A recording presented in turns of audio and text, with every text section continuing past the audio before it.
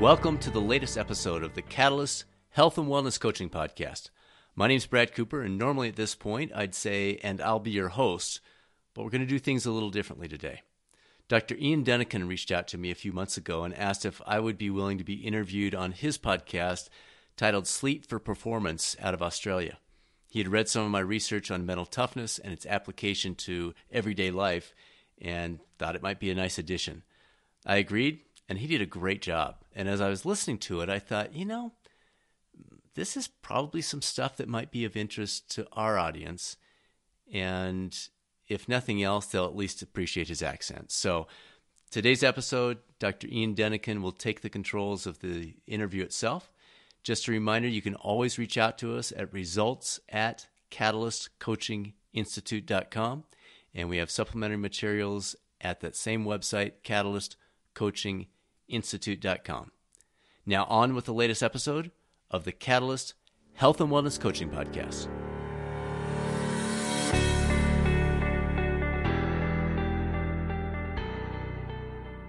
Welcome back to Sleep for Performance Radio, January 2019. So many people have sat on the couch over Christmas, drank lots of beer, ate lots of food, probably not done much, and you've all got up and said, right, this is the year I'm going to make it work. Well, today we've got a very special episode with a very special guest. You sound like a guy that owns a massive ranch in America and has lots of money. That's what it sounds like. Well, we'll just go with that. So Brad, can you give us, obviously you're based in the US, you're in Colorado. Can you give us a quick overview of your background and how it led you to doing your PhD? Yes, I'll try to keep this short. A physical therapist for 20 some years. In 2007, we started a company called US Corporate Wellness with the goal, the design to bring essentially better lives to corporate America, if you will, and helping employees make better life choices across the full spectrum. So yes, food and fitness, but also sleep, also life balance, all these other components. And so our focus has covered the full gamut of health and wellness in terms of those elements, but especially the personal wellness coaching. And so that's what we're known for in the U.S. is we provide the full gamut of wellness programs, but we almost always incorporate personal wellness coaching into that. And in fact, we have a lot of our competitors that are now having us do their coaching for them just because of the way that reputations develop. So that was the early stage of trying to figure out, well, how can we do a better job of doing what we're doing? And then in 2015, and I think this is maybe what brought you to me initially, was I had a chance to do a trio of events, the Race Across America 2-person bike race from Oceanside, California to Annapolis, Maryland. It's about 3,000 miles. And we finished that in about 7 days. We won the race. A couple of months later, I tried to qualify for the Hawaii Ironman World Championship, which is probably most of the listeners on this podcast already know, is a 2.4 mile swim, 112 mile bike, and then a marathon at the end. And the likelihood of competing to the level that you get into the World Championship it's just a long shot. It's 1 to 2% of each group. And then 2 weeks after that race was over, tried to run a sub 3 hour marathon at the age of 49. And then the reason that research came about was I came out of those 3 events saying, well, what's up? Like my mental toughness was really good here and really bad here. And then it would spark again. And that wasn't caffeine related. It wasn't blood sugar related.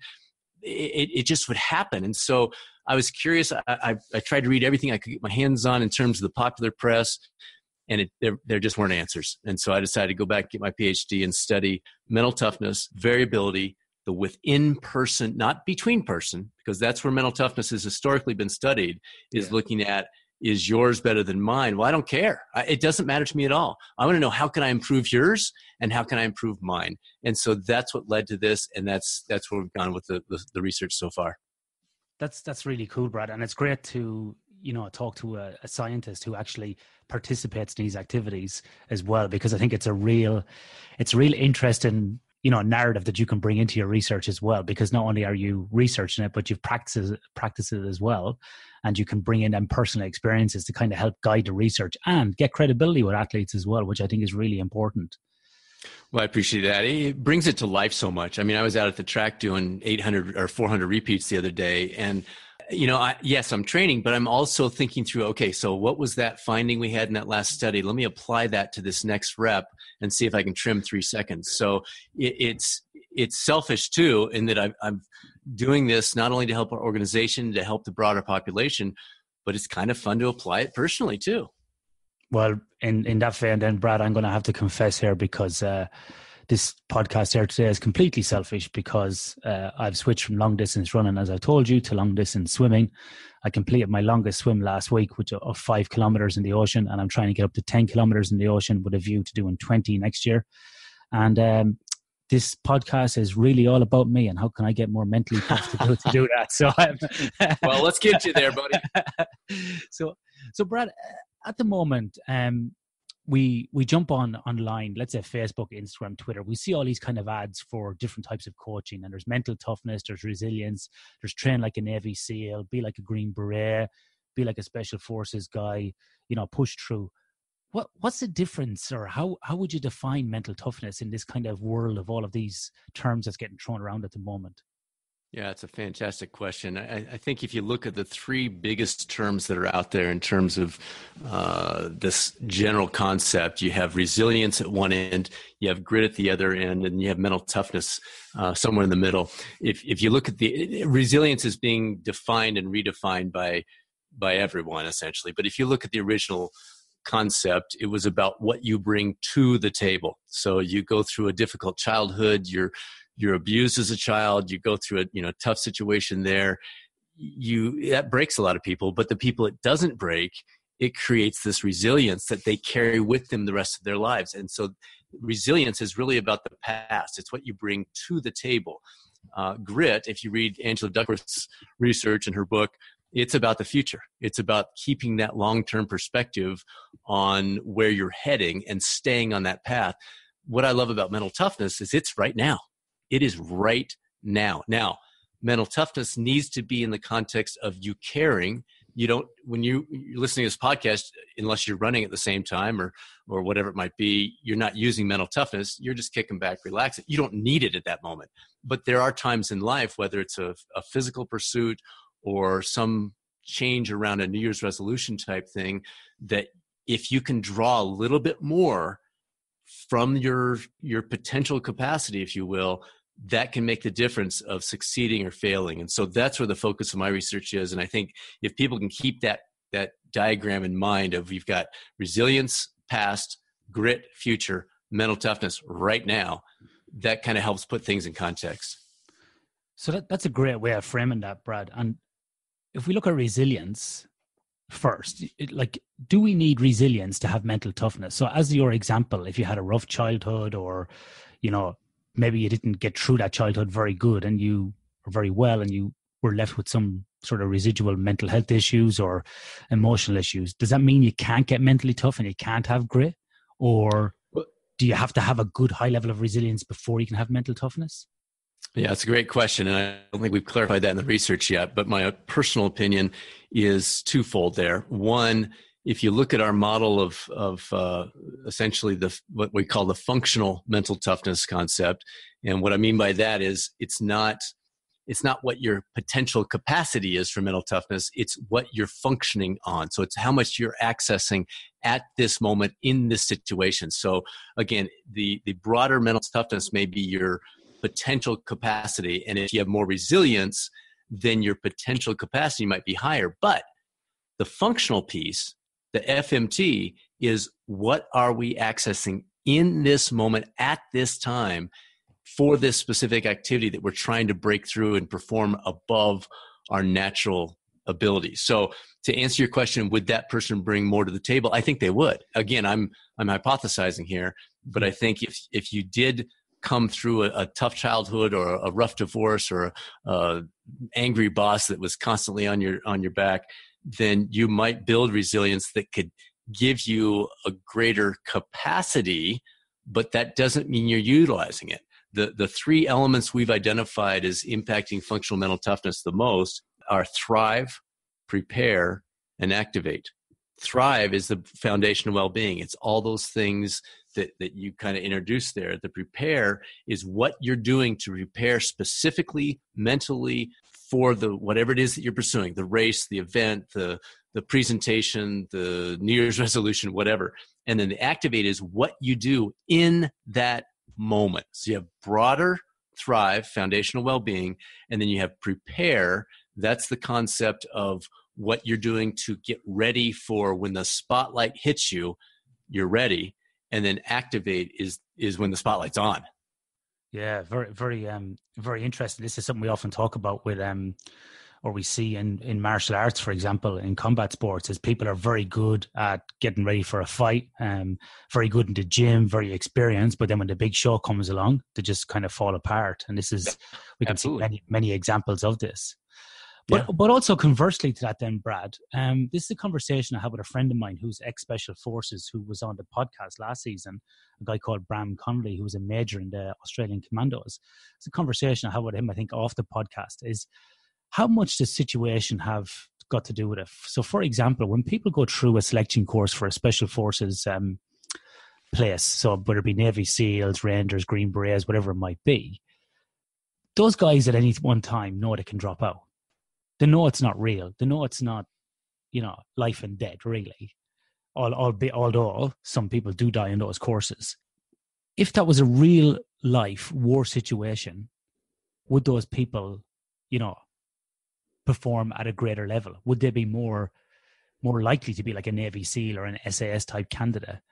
Is there a difference in how the environment and the situation shapes our mental toughness? So, when our lives are up against it, or we're really getting pushed here for our own safety, does a different level of mental toughness, or to use your future term, grit, present itself? Yeah, I'm not positive I'm catching your question right. So guide me differently if I'm taking this the wrong direction. But I think what their training is really focused on is that prepare piece of the trilogy.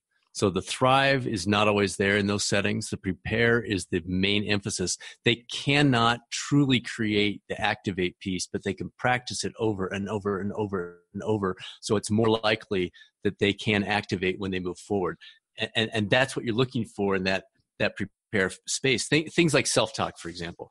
Yeah. Everybody that's done any kind of reading knows the value of self-talk. And yet you talk to athletes of almost any sport, and the number of them that purposely utilize that when they're in that moment, it's actually a very small percentage. And so by taking that into the prepare phase and saying, okay, I know the value of activate, I need to do it, here's my specific strategy, let me lay this out, and in my training, I'm going to utilize these tools, that can have a big impact. So that's the direction I would try to take with somebody in that situation. Okay, yeah. No, that was a perfect answer, yeah. Yeah, that's great. So, Brad, when we coming back to mental toughness, what are the elements that people need to have or need to train, or what would they need to do to try to increase their mental toughness for the present? So, like I said at the start of the podcast, somebody's got a goal this year to run a marathon, they want to, complete a triathlon, they want to run a 10K, whatever it might be. What sort of elements of mental toughness should people look at, and how maybe some of the things they could do to improve their own mental toughness? Yeah, sure. I think any of your listeners who just write these 3 words down that we've been talking about and then continually revisit them. So the 3 words are thrive, prepare, and activate. And then we're putting together an assessment that'll help people. Nothing official, not a research-based assessment, but just something to get people thinking that'll help them look at that and say, oh, yikes, I'm a little weak in the thrive area, or man, I'm really dropping the ball in the prepare. Whatever. It'll just help them kind of guide that process. But on their own, they can do that a little bit. So if they'll just write those 3 down and say, okay, I'm wanting to do X, Y, Z. How's my thrive? And so, for example, a lot of your focus is on sleep. That is such a critical, in fact, there's probably not a more critical area for the thrive piece. So is their sleep where it needs to be, both quality and quantity? And if not, they're going to improve their mental toughness by improving their sleep.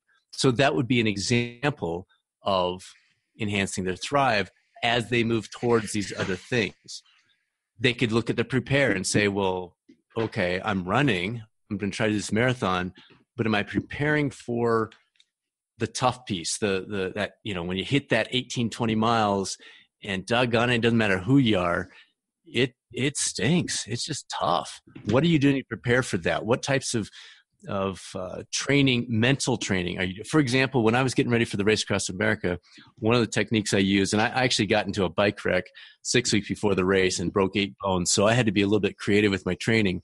And one of the things I did during my indoor training was I took a target on a piece of paper, and I would stick that in front of me. I was training indoors on the CompuTrainer in my basement, and I'd stick this thing in front of me. I'd turn off computers, phone, music, podcast, TV, the whole works, and just stare at that target and stay focused on the centerpiece. And then if I would start to drift into, if my mind would start to go in other directions, I would work my way back in. So I'd start from the outside rings, and I just gradually go back to the bullseye.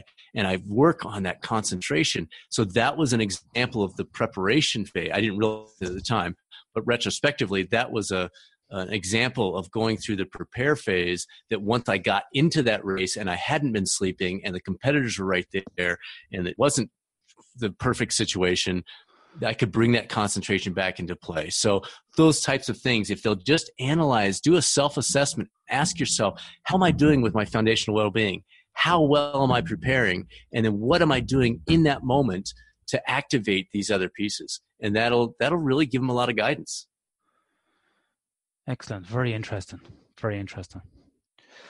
So, Brad, for people who may be sitting at home, again, come back to this sort of start of the year thing, and they may feel like they've had low resilience. Maybe they've had, like we said, a traumatic childhood, they've been through a rough job, divorce, some of those examples you used. What could they do in terms of preparing for resilience before that, even look at mental toughness to get ready for an event? Because they may have, probably some, I suppose, existing issues that they may need to work on.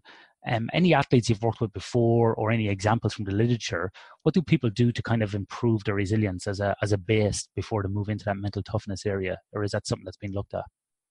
Yeah, the research out there is, people are calling it different things, frankly. So resilience is getting a lot of attention right now. It's a popular word across both athletics and the organizational level, workplace settings, those kinds of things. But the original definition is what you bring to the table. So we're not going to change that. Now, people are going to argue with me on that. I get it. But that's what it was. So we look at that and we say, okay, what elements can we impact? And I don't want to make it too simplistic, but it's pretty straightforward. We need to look at these 3 areas. Am I thriving? So if I don't have a lot of resilience, I need to do better at X, Y, and Z, the thrive, prepare, activate piece. An example that might be helpful. I'm 52. A lot of my buddies are starting to use age as an excuse. Oh, well, you know what? I'm slowing down because I'm in my 50s now. And I just look at them and go, what are you talking about? Like, you're an idiot. Stop saying that. That's just an excuse. Now, it's not an excuse for the elite athlete. Someone who is literally world-class, they've been at the peak of their performance, and they've performed at that level that 0.001% of people hit. I get it. Okay, sure. But for most of us, we've never performed at our capacity, ever. So if you're telling me that you can't make up, you've been performing at 60% of your capacity most of your life, buddy. So if you're losing we're losing a little bit, 0.5% to 1% every year after 50. But there's so many opportunities to make up for that with better eating, better sleeping, better use of strategic caffeine, this whole thriving piece, foundational well-being, all of those pieces more than make up for that 1%. So if you're telling me that you can't race as fast as you did at age 40 because you're now 50, you're full of it. Again, if you're elite and you're Olympic caliber, then I'll buy that argument. But none of my buddies are Olympic caliber. So we've got potential to make up that 1% by doing other things better. And so in your example of somebody who has limited resilience, maybe they were coddled as a kid, maybe they never, had those challenges that put in front of them, or maybe they were broken by them. And so they're coming to the table with low resilience. Okay, that's just how it is. We'll just move forward. What can you impact? And that's where you look at these 3 elements of how can I enhance my thrive? How can I enhance my preparation? How can I enhance the way that I activate in the midst of that? And there are so many opportunities to work on all 3 of those. It may not fully make up for the resilience piece for someone else who comes at it from the other angle of having huge resilience, but doggone it, we don't care. It's not the between person, it's the within person that really matters. I think you're right. I think there's this kind of nearly expectation in Western society that once you get over a certain age that you should slow down, you have to slow down, where it's kind of like, here, F that, let's keep pushing, let's keep moving, because once you start slowing down, you start gaining weight, you start, getting tired and sort of getting lethargic, and it's more about your approach to life, and then everything else starts to fall apart. And I've seen this with other people as well, where they make that mental shift, go, I'm going to get fit, I'm going to reduce alcohol, whatever it is, and they become new people at the age of 50. On the back of that, Brad, and like in that thrive area, with some of the corporations you work with, is that really what you're focused on? Is getting them to thrive first before you talk about mental toughness and grit, and just to get them to a base level of sort of operating, like just implant an operating system into them, really about daily activity and general health and well-being, to be fit for work, to perform their job first before they move into, sort of athletic endeavors. It really is. Our focus is with everyday employees. So we're not working with elite athletes primarily, although there are a few elite athletes that are working with us through their companies, if you will. But our work through the Catalyst Coaching Institute is certifying coaches for the International Consortium for Health and Wellness Coaches. And all that training is around how to draw out of the individual what matters most to you. A coach does not come to you and say, you need to do A, B, and C. An effective coach says, what's most important to you? And then let's create a plan together, or frankly, help the employee or the client create that plan. And then the coach helps them move forward by asking the right questions, setting specific targets, those kinds of things. So you're exactly right. The Thrive piece is where we as an organization focus our time, but at some level, we start to move into the prepare and activate. And I'm actually going to be doing a keynote out in Cincinnati next week, where I'll be talking about that to a group of human resource managers and leaders. So hopefully we'll get more opportunities to present this concept, because I think it's very powerful and can make a big difference.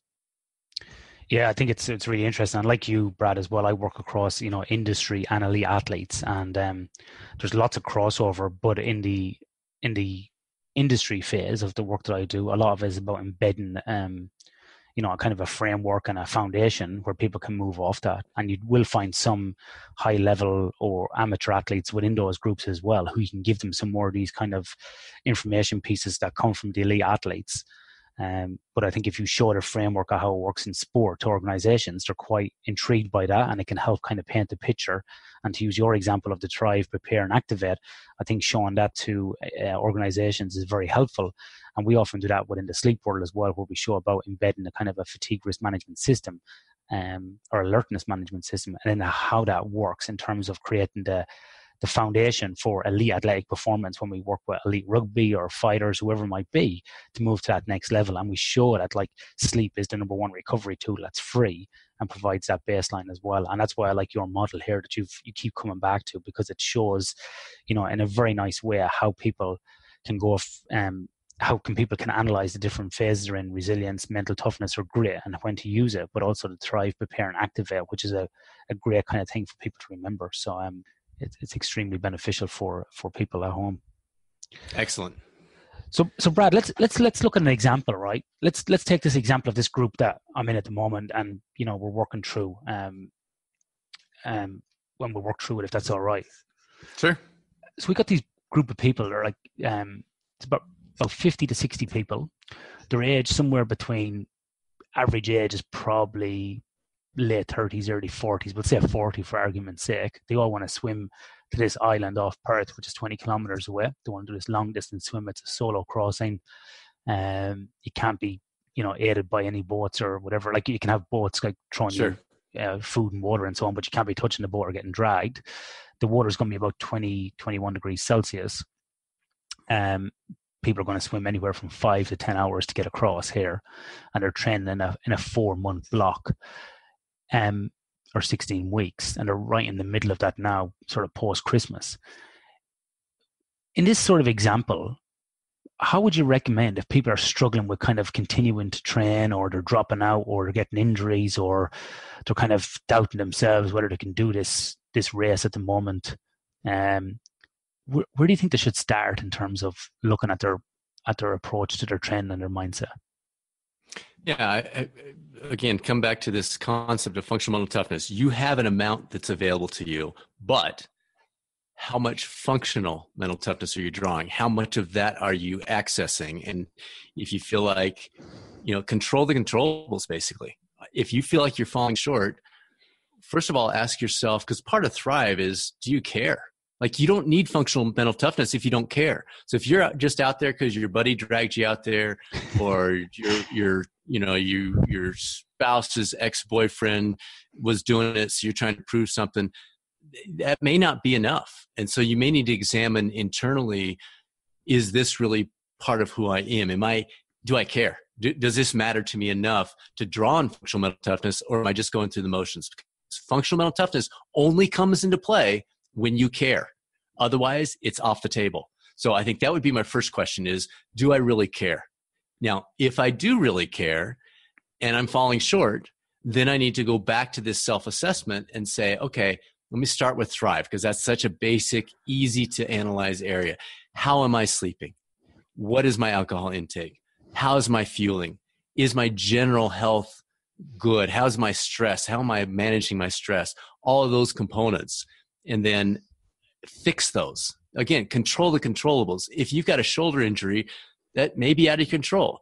But if it's a mental piece where you say, I don't care enough, well, then maybe we can get that by improving our sleep or these other elements. So I would start there.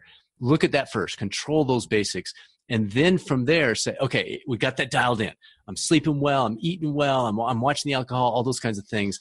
Now let's move to phase 2, prepare.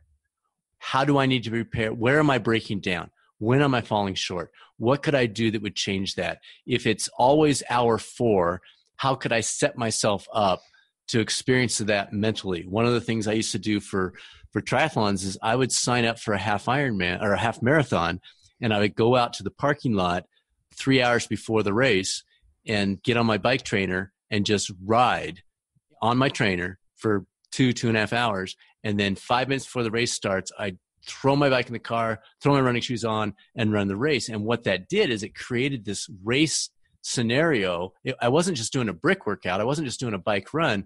I was doing a moderate, I wasn't killing myself on the bike, but a moderate bike, and then literally racing and trying to be as close to winning that half marathon as I could, coming off that bike for 2 hours. So that created this mental preparation, if you will, for when I got in a half Ironman. Yes, there's still a swim on there in front, but that's a half hour.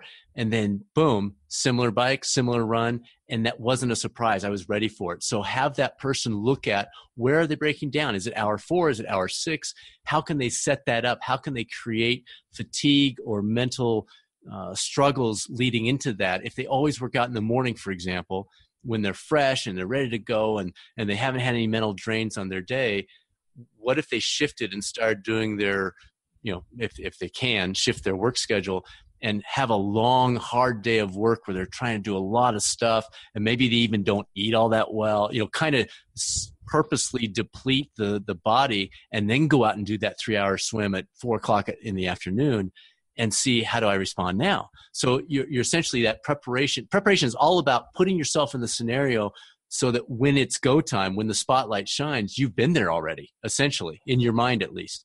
And so it's analyzing that piece and then moving forward. And I think if they do those two things, they're going to be there. Yeah. I love that reasoning and rationale, Brad. I think it's such an important thing.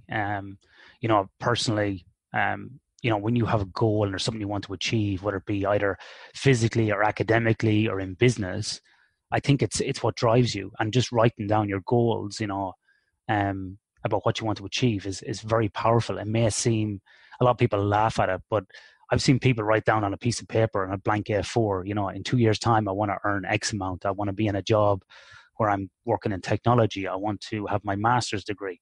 And you pick up that piece of paper 2 years later, and I've seen people go, wow, I actually did all that.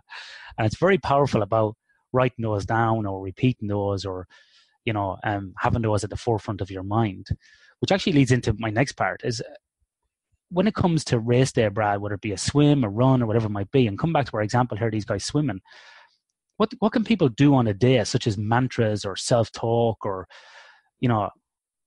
repeating a phrase, or whatever it might be. What have you seen that works pretty well?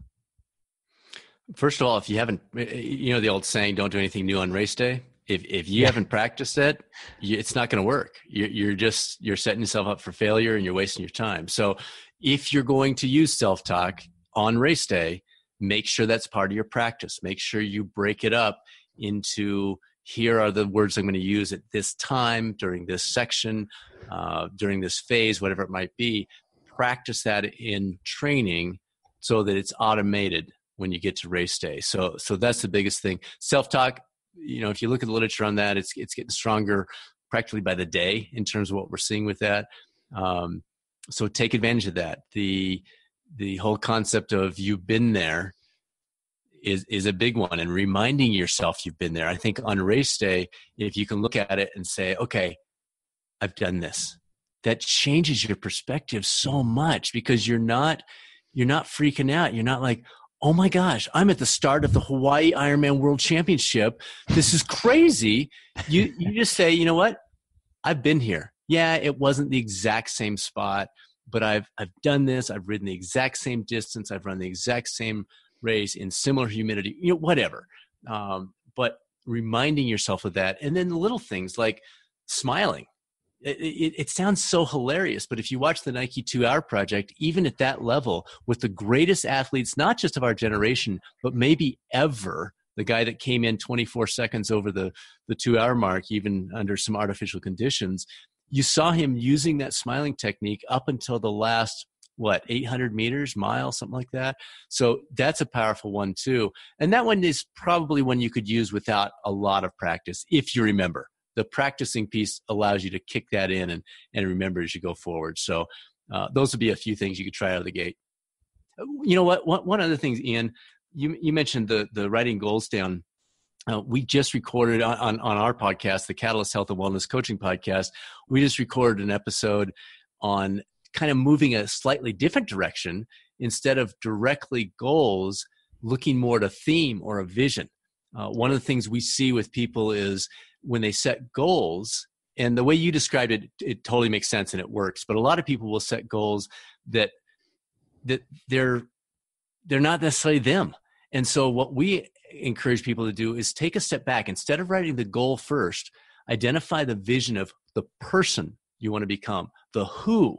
Once you have the who in place, the what is pretty simple. But if you identify the what first, which would be your goals, it's not always lined up with the who. And then they usually fail within a few weeks. So we encourage people, and you may want to take a peek at that one. It's all about themes. And how do we identify a theme for our life for the next year, or a vision for our life for the next year of who are we going to be? And then once that who is in place, well, then the goals pretty much are just walking through the motions. So it really is a powerful process for somebody that takes the time to do that. That's pretty interesting. If we come back to like on race day, we were talking about self-talk and mantras and so on. And people often describe in these long distance events about getting into a flow state, and they feel like everything is this magical bliss and they're floating along and they're sort of transcending the actual day. What is it, Brad, that gets people into that flow state? And why does it last and why does it not last? Or why does it kind of sometimes pulse throughout a race? Do you have any thoughts or comments on that?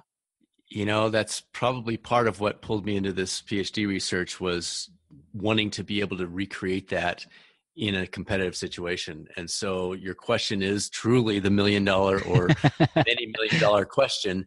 But I think if you look at Csikszentmihalyi's original research on flow, it occurs when that challenge and skill level exactly match up. And in fact, maybe the challenge is just a smidgen, just a minuscule outside your skill level. So you're slightly stretching, but it's not so much that it becomes discouraging.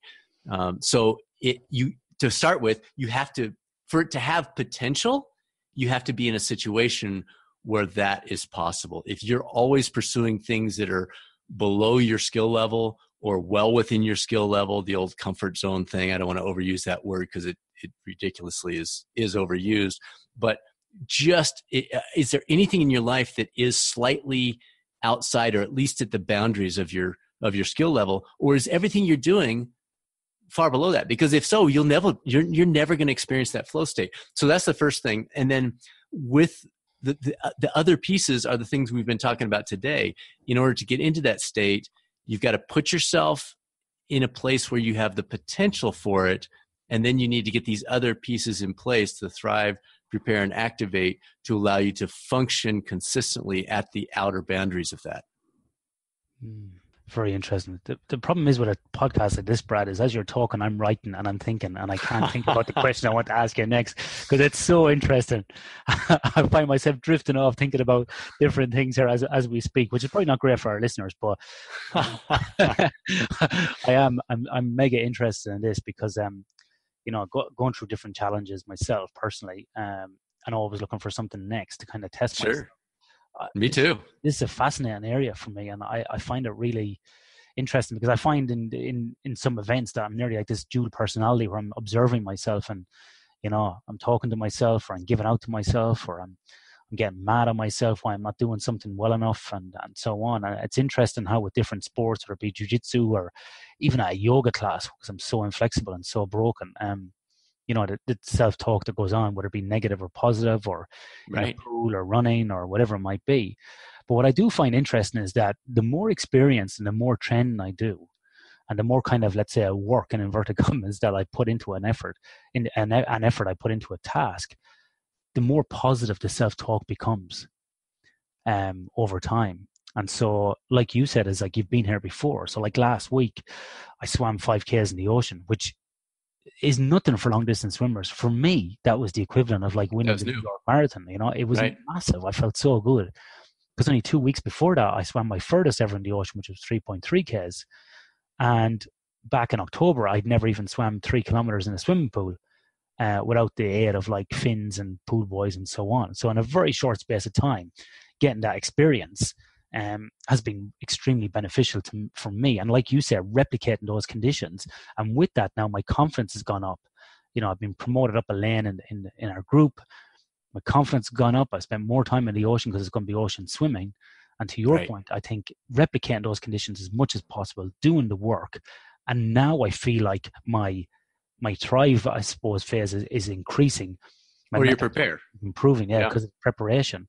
So, you can do as much mental toughness as you wish in terms of mantras and self-talk, but if that thrive piece isn't there and you haven't put in the work, no amount of mental toughness or self-talk is going to get you through if you haven't, got yourself race ready on the day. Exactly.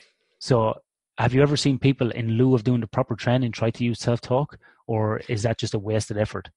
That's a fool's game. Yeah, absolutely. Yeah. Functional mental toughness is the tiebreaker when all other things are equal. If you're not prepared physically, it doesn't matter. It matters. It's going to help you drag yourself through it, but it's not going to help you perform. And if we're looking for performance, that's a different area. So you've got to be physically prepared to go in there and get it done.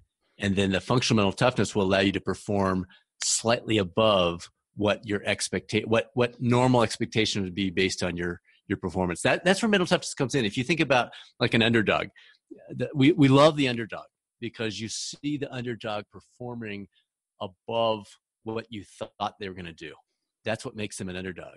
Mm-hmm. And if you want, and that's where mental toughness comes in, is it allows you to function slightly, 1%, 3% above what you should have been expected to do. It is not the base. The base is the physical training and preparation. The functional mental toughness allows you to outperform that physical preparation by a very small amount, but it could be the amount that makes a difference.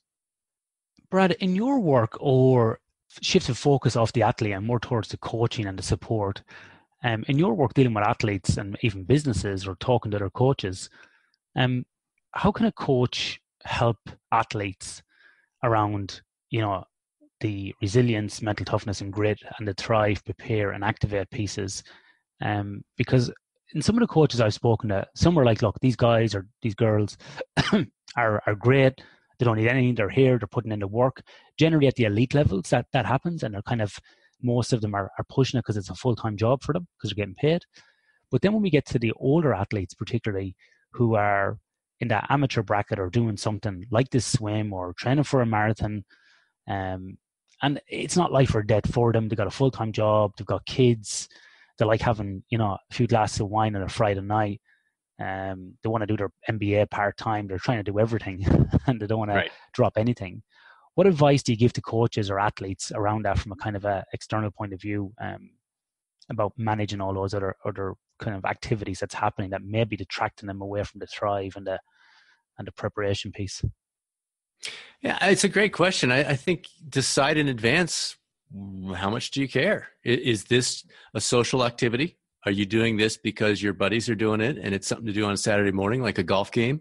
Or do you have dialed in specific targets that you're committed to and you've talked through with your family and you've looked at your schedule and they make sense? It's a fool's journey to set a goal that doesn't fit with life.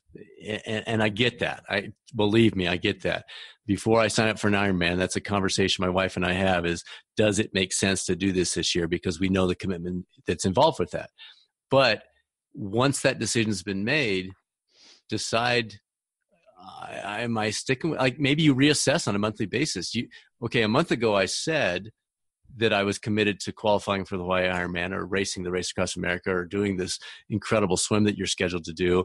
But is my schedule conducive to that? And if it's not, does that mean I cancel my participation? Does it mean I lower my expectations? Or do I realign my schedule at work and home? And if we can't, like I said, you can't create something out of nothing. If either we don't care anymore or our schedule doesn't work with it, then we need to either change expectations or change the plan. No, that's great advice. I think it's great, and I think, like, for people who may be halfway through a training program at the moment or at the start, it's great advice, because maybe it is time to pull the plug. Maybe it's not right. Maybe you lower your expectations. Maybe that's okay. Yeah, that's okay. But like you say, it's realistic. There's no point in destroying your career, your marriage, your relationship, other things, just for the sake of ticking a box because you thought that's what you had to do.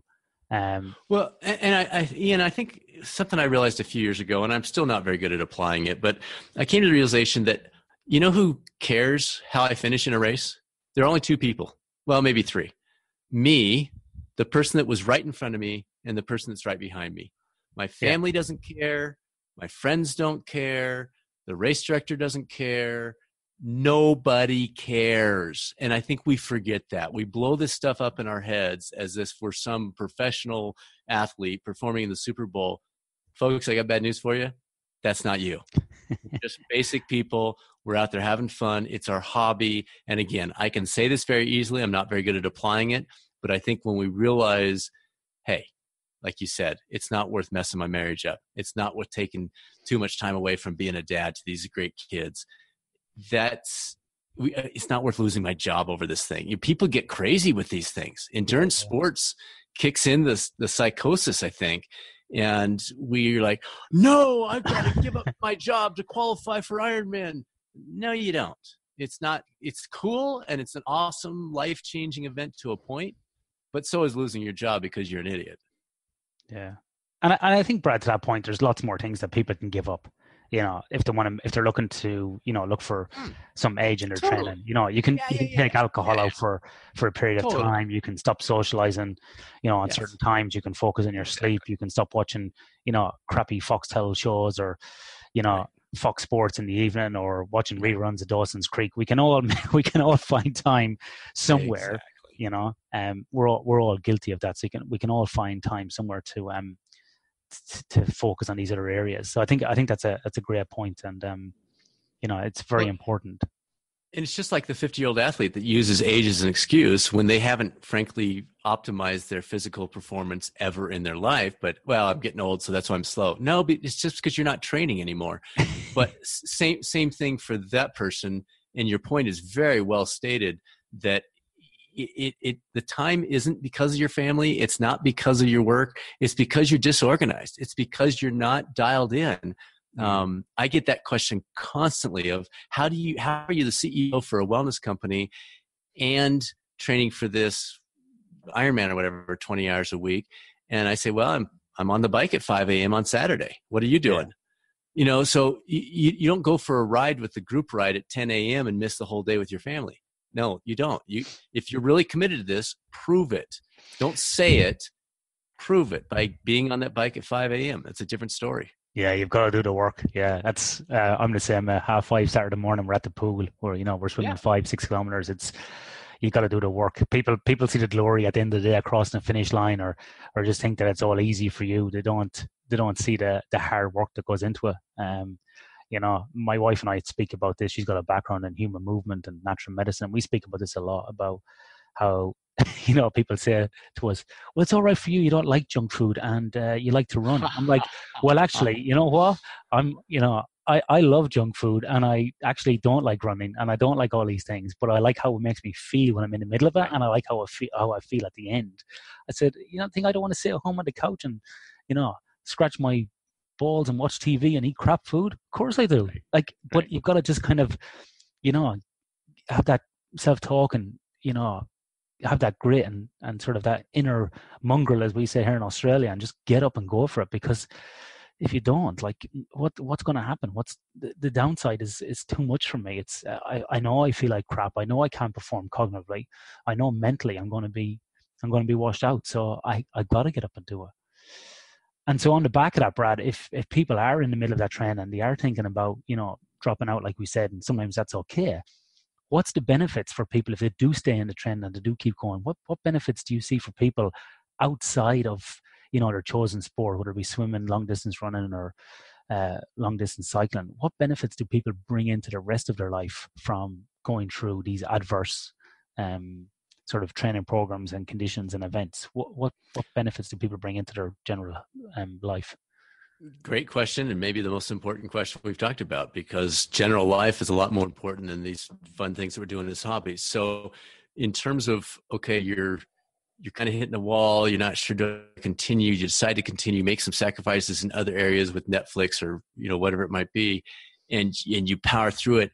That just became a preparation piece that fits in that preparation section for other aspects of your life. You've just shown yourself that I can do this. I can pull through when things are down, when the chips are down, et cetera, et cetera. And so you've created this vision of you and your life and the things that you can accomplish in one area that then carries over into other areas. And so I think that's one of the biggest benefits, is that ability to, I did it here. That is preparation, not only for future events, but for future life. And that's kind of a cool thing to walk away with. That's a great point, and a great way to end the podcast, Brad. Brad, that was awesome. I think I could talk to you all day about this and make up millions of examples and bring you around on a circus with me and talk to lots of people. I think it would be great. Unfortunately, the oceans and land divide us, but I do really appreciate your time today, Brad. This has been an awesome podcast for me to record with you, so I really appreciate that. If people want to get in contact with you, Brad, what's the best way? How can they follow your work? How can they, see all the great work that you're doing?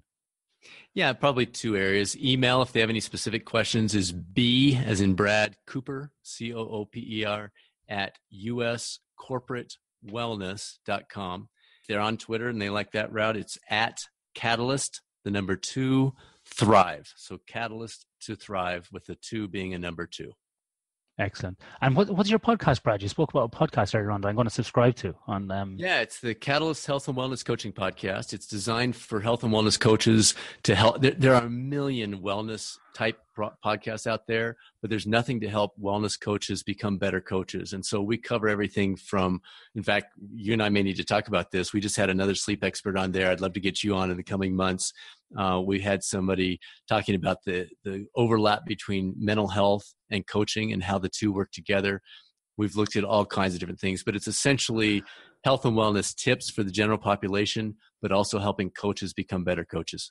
Oh, that's great. Yeah. And that was like one of my questions today about the coaches as well. I think a lot of times in these research projects or in these discussions, we overlook the coaches and, how we can support those. Really appreciate your time and look forward to talking soon. Sounds great. Thanks, Ian.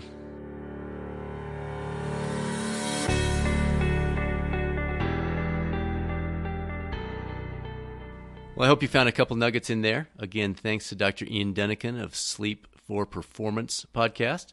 Great job. It was a lot of fun.